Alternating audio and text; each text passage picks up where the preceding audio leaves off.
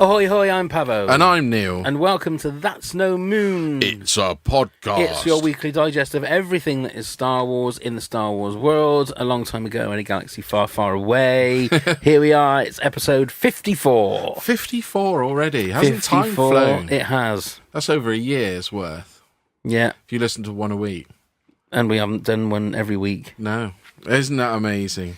Didn't start the way it was, though, did it? It was all Marvel. We used to do a bit of everything. We did, but we leave the Marvel and DC and that now to Rob Johnson and his podcast. Yeah, a bit more of an expert on the stuff. Yeah, he can do all that stuff. Absolutely. So let's get cracking, because a major story broke in the last week. It did, just after we done last week's episode. It was. So a huge announcement was released with the revelation that Rian Johnson has been given charge of a brand new Star Wars trilogy. Now, it's early days, so no details have been announced about what the new movies will be about. But according to the official Star Wars site, the films will be a move away from the Skywalker story and into previously unexplored bit of the galaxy with the new characters.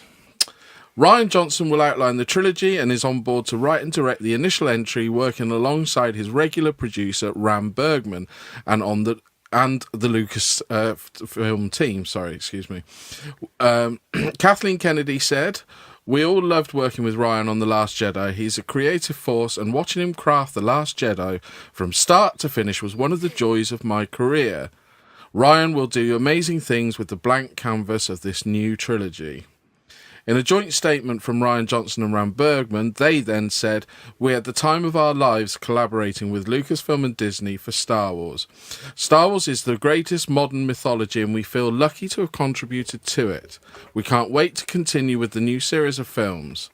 So, Pav, my question to you is, what do you think they will do and what would you like them to do? Well, I did a Twitter poll on our Pancast page and put out there what do you think would be what would be the best thing. I think it's 50% come out and said Old Republic. Yeah, and I know it will go on to one of your later questions as well. First of all, and the reason that this episode is going to be called is Rian the New Lucas? Yeah, because it seems like they're setting it up for that particular trilogy to work in the same way that George Lucas did for the original trilogy, where he wrote and directed the first one and then was like the executive producer, overseer of the second and third movies, which I think is great. Now, the one thing I will say, it's obvious that Lucasfilm are more than happy with what he's done in The Last Jedi, in regards to writing it and directing it, and we never had any... There was no issues. Or there was no rumours that, things aren't going too well. It seemed everybody enjoyed what they were doing. And it seems he finished on time and obviously within budget, because that's one of the first things reported. Exactly. So everything's... And also then it makes you realise, because a lot of people said, well, I wanted Rian Johnson to write and direct Episode 9. This is obviously the reason why. Because there were some people online that were saying, they've given him this trilogy because they overlooked him for Episode 9. I think that they gave him this trilogy instead of doing Episode 9. I think they'd given it to him and it had been greenlit. It's not something that was just instant. It had probably been done way before that announcement had come out. Yeah, because a lot of people were saying, well, he doesn't want to do Episode 9 because he wants to rest away from Star Wars. This, to me, makes it sound like this is a guy that loves Star Wars so much that he now, instead of because if he wanted to, he could have done Episode 9 and then be done, and then that was it. This now is going to be potentially 6, 7, 10 years of his life now, doing this, overseeing all of this. It's going to be interesting how they time the 3 movies, because I think the rumour is it's going to be starting in 2020. Right. So they're going to get Han Solo, Episode 9, Obi-Wan Kenobi movie out of the way, and then he can start work on that. So he's going to get a break anyway. Yeah. It's going to be interesting whether or not they do these movies every year or every other year, like they've done with the... I mean, it wouldn't... It would probably work the same as they're doing now, wouldn't it? To have a standalone interspersed with this new trilogy. I can't see why they would change that formula. So that, for me, then makes me think that there will be a massive gap in the Skywalker Saga. They will have a 10-year gap. So we won't see another Star Wars movie until maybe 2029. What you mean, As in a Skywalker movie. A continuation. Yeah, so it gives them a chance to have a bit of a break for things, whatever happens in episode 9, to happen and settle, and then it could be the next generation. So Rey could potentially be the older stateswoman, sorry, if you like. If they even go back to it. If they even go back, but if they have an episode 10, 11, 12, instead of it then being straight after episode 9, or even if it's 5 or 6 years, it's time. This is my theory that's why they're going to do a Rian Johnson trilogy, because that can then be a self-contained story so it almost makes you forget about the Skywalker Saga for a bit, and then boom, they can come back in 7 or 8. Makes perfect business sense, 2025, 2026. The Skywalker Saga is back, instead of just constantly, because I'm not saying that people will be tired of it, but in regards to the storyline, then we've said already the opening of episode 8 is not giving them any time to take a breath from the end of episode 7, which is in one way, which is great for like when I go and see the double bill, because it will run. It's like watching one big massive film. Yeah. When it comes to a whole trilogy, I think that's going to be just too much. You need a little bit of a breather in between, I think. Yeah. What I think it's going to be, I think we've said before, I hope that the Old Republic is going to be a TV series. So it's got time to breathe and it's got time to do that. There's a thing, and I'm not sure exactly, people that be out there that listening to this and watching this will be able to tell me, but there's a thing called wild space, which is a particular part of the Star Wars galaxy. And it keeps getting apparently dropped and mentioned in books and things like that. And it's a undiscovered part of the Star Wars galaxy. Right. Now, just them saying that makes me think, well, that is just basically a blank canvas that Rian Johnson can do whatever he likes. Star Wars Wild Space. And just call it that. And Wild Space Episode 1, Episode 2, Episode 3... and it's all about stuff that is going on there. I mean, the size of the universe and everything that's around it, what we see is quite a small aspect of it, isn't it? I know that sounds very sciencey. Well, it doesn't sound sciencey, but it's a bit obvious. But the whole thing now is a blank canvas for him. And I was going to say, I'm with you. I think the Old Republic would better suit a TV show. Yeah. Whether they'll be brave enough and put it as a Game of Thrones style TV show. I don't think they will. Well, we'll come on to that in a minute. We'll come on to that, but I really, again, there were some people on a podcast I was listening to today saying that they hope that, that it could be other stories with Rey and Finn, and but then the quote said that it's with characters that we've never seen before, and a whole new situations and places that we've never seen before, which. Every Star Wars movie, you get places that you've never seen before. No. But they're talking about, for me, it seems like it's almost going to be like a brand new saga. So it's going to be, I would assume it would still, because if it doesn't have certain elements, it's not going to feel like Star Wars. The Force is around us all, so I'm assuming it'll have Force, will it have Jedi and Sith or lightsabers? And that. Well, it can carry on having that element to it. Absolutely. All they've said is the Skywalker Saga. So that is like your Reys and Finn and things like that, because they're involved in that universe. To me, that feels like, come episode 9, we'll stop that and we'll start something new. And hopefully something fresh and new. Yeah. So something completely different. But it's a lot of what was in that was very ambiguous, because you don't quite know it, when they say that. Would it bother you if the Star Wars film didn't open with in a galaxy far, far away? A long time ago in a galaxy far, far away. It would. I mean, would it bother you if it lost the long time ago and just came up with in a galaxy far, far away? I don't know. I did read somewhere that a scientist actually, I don't know how, but managed to work out exactly when Star Wars was set. Right. And they said it was supposed to be set something like 4 billion years ago. That's how long ago ago was. I don't know. I didn't. I was going to say, how do you even start? I didn't quite read how they worked that out, what their theory was, but I just thought that was quite an interesting, because you always wonder, how it would be. But would it bother you if they brought it away from being a long time ago? No, it bothered me. We said this last week. It bothered me in Rogue One that it didn't have the start that all Star Wars. But you could have the start, but all they've lost is a long time ago. That's what I mean. So you're just saying in a galaxy far, far away. What? But then what? Then it'd be up to date. How that would look, I don't know. So what? So I mean, would it be totally bonkers and mad if Rian Johnson did a trilogy where characters in Star Wars were on Earth, or they did a crossover with Marvel?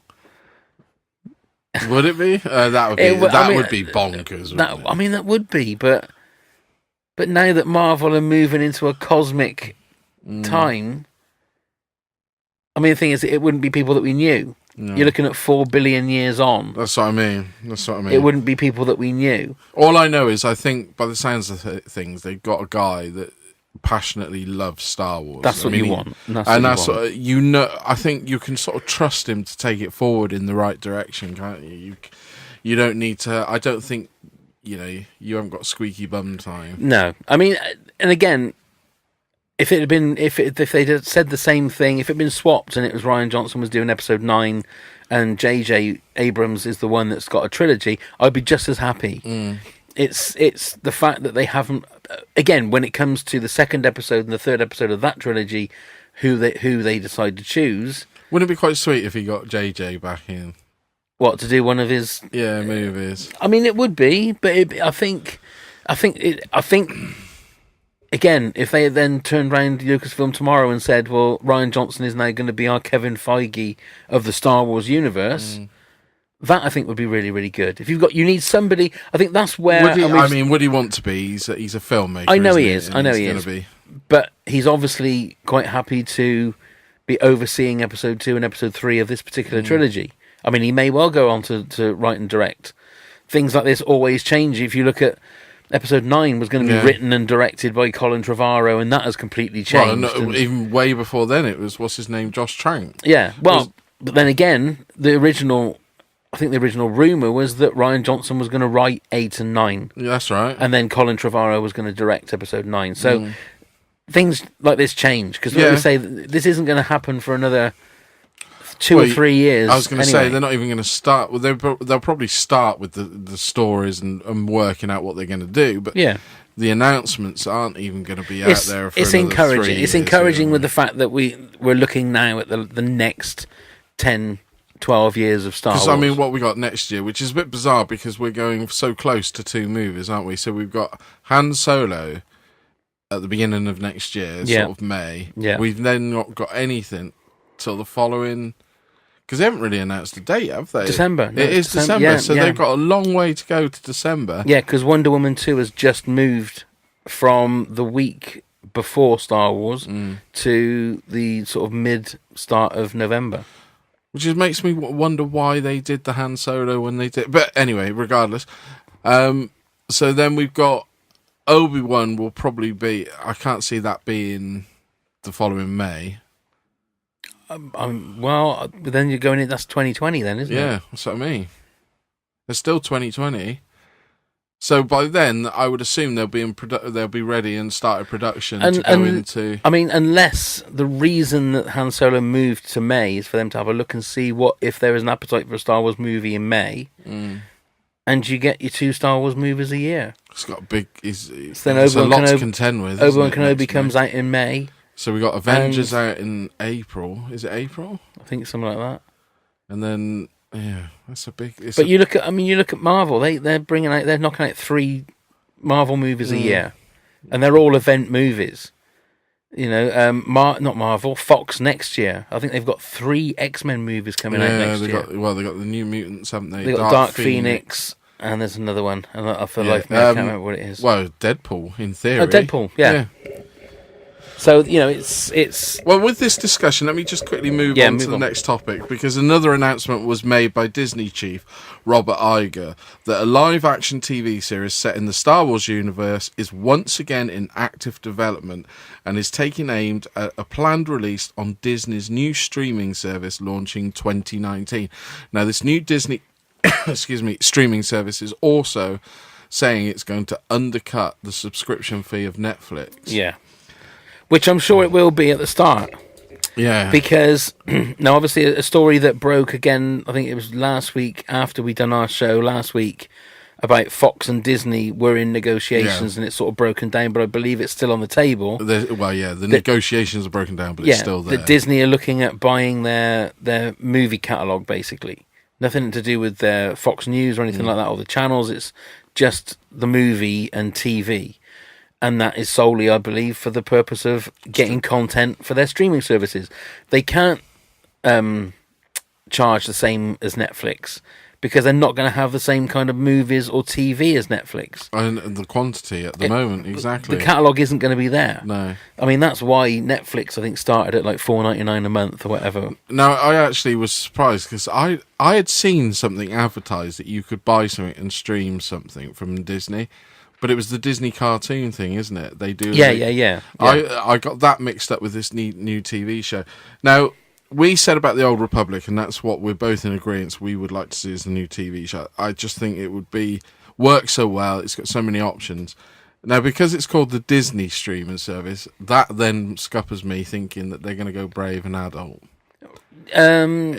Just because it's got the logo Disney on, it could be a little bit out there, but it's not going to be your Game of Thrones or your no. But then you look at Marvel, and like Punisher and Daredevil is more of a darker. I know it's not the Disney brand, but it wouldn't surprise me if they maybe. I don't think it needs to be.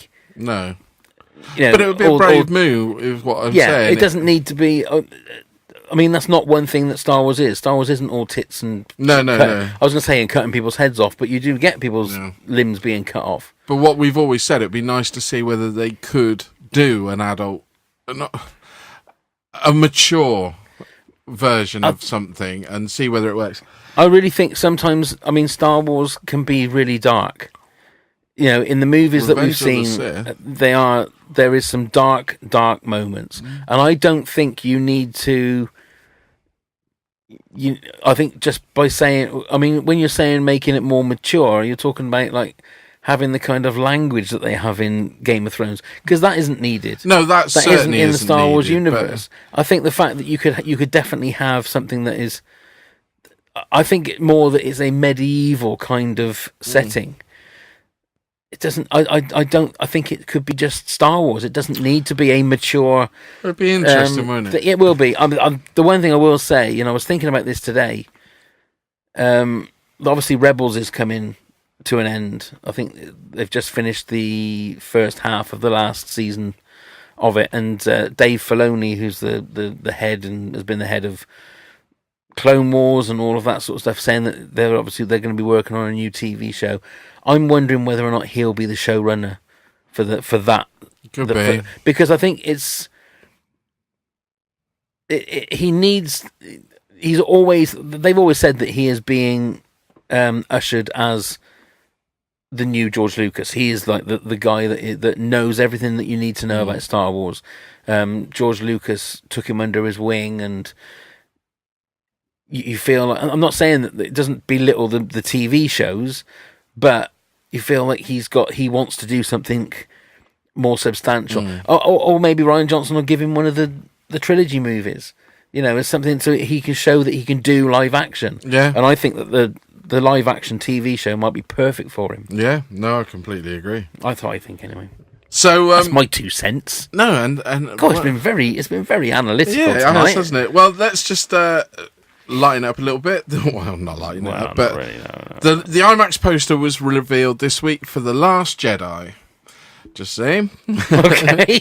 No, actually, it was released via the official IMAX Twitter account. Now, will this be the last time we see Carrie Fisher? Because obviously with the IMAX poster, it's a lot clearer that you can see her on there. on a Star Wars poster? Because obviously they've said that they will address it in Episode 9 and how or why, but I think she's going to have to appear somehow.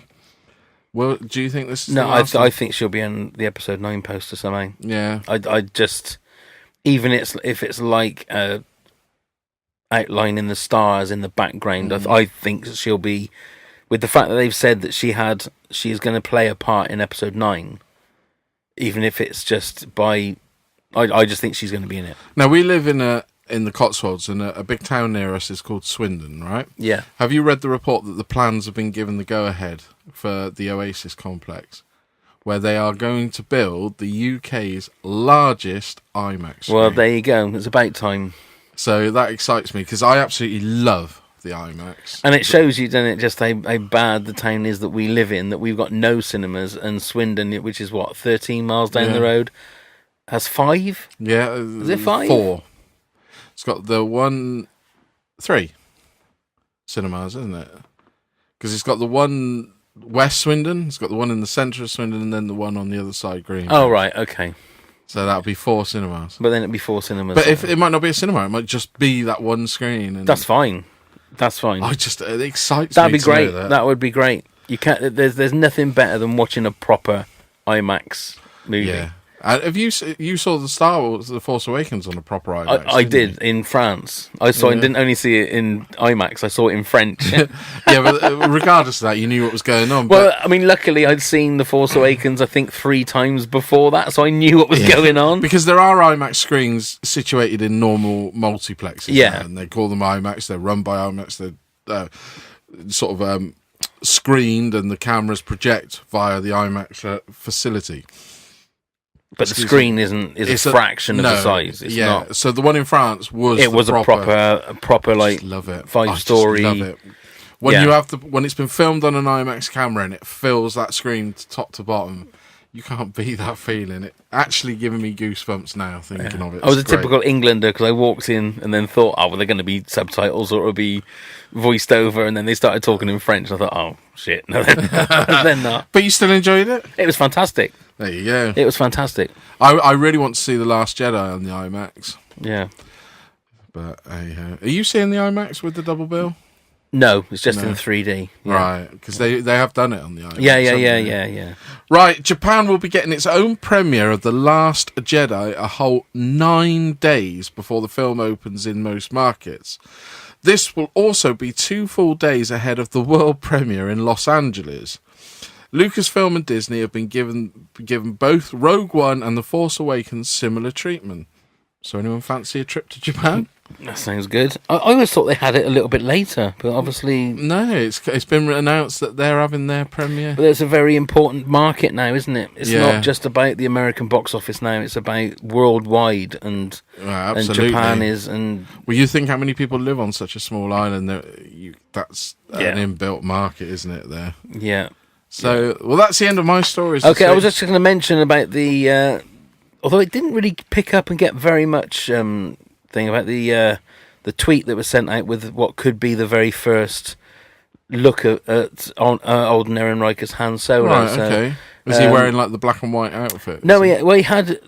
So I don't know whether or not it was a real thing or not, because the costume that he was wearing, and it looked like it was a promotional cup of a cinema with loads of different pictures of all different things of movies coming out in 2018, and the costume that he had on looked very much like the Empire Strikes Back Han Solo costume, right, with the blue jacket and the sort of the white shirt that was like tucked in over itself underneath.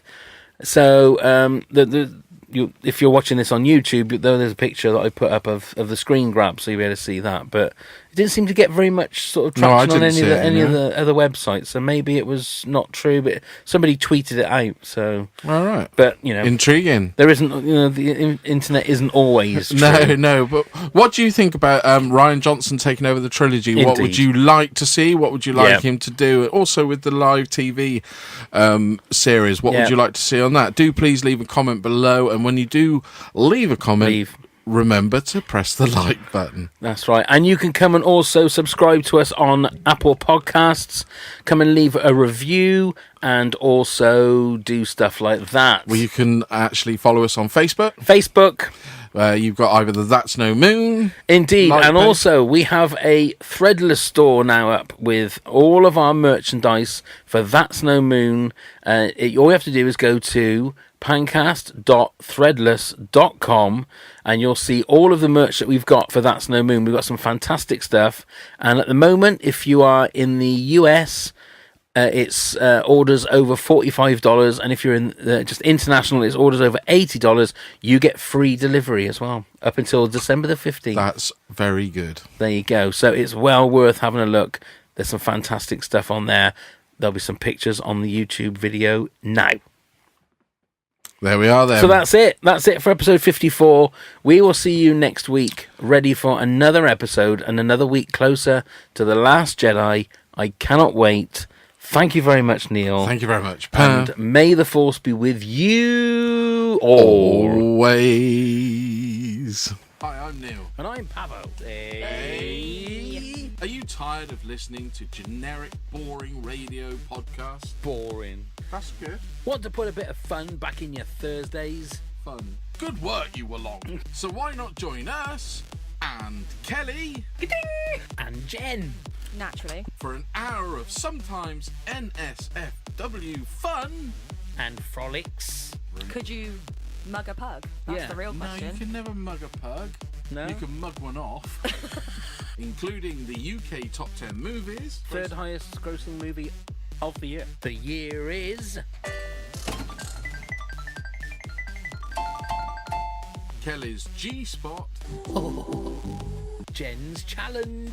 Challenge. And also featuring Barry Gibbs health tips.